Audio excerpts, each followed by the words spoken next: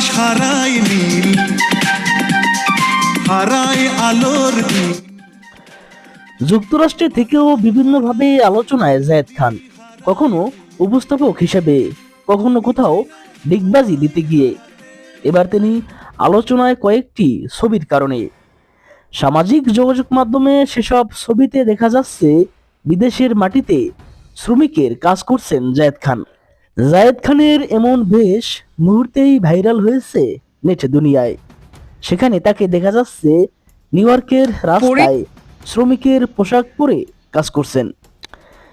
একটি নির্ভরযোগ্য সূত্র জানিয়েছে, প্রবাসীদের জীবন সংগ্রাম নিয়ে নির্মিতব্য একটি সিনেমার চরিত্রের প্রয়োজনে নিউ ইয়র্কের রাস্তায় শ্রমিকের বেশে শুটিং করছেন জায়েদ খান। অর্থাৎ বাস্তবে শ্রমিকের কাজ নেননি তিনি, এটি ছিল চলচ্চিত্রের দৃশ্য ধারণের অংশ। প্রসঙ্গত, সর্বশেষ সোনার চর সিনেমায় দেখা যায় জায়েদ খানকে। ছবিটি পরিচালনা, কাহিনী, চিত্রনাট্য ও সংলাপ লিখেন জাহিদ হাসান।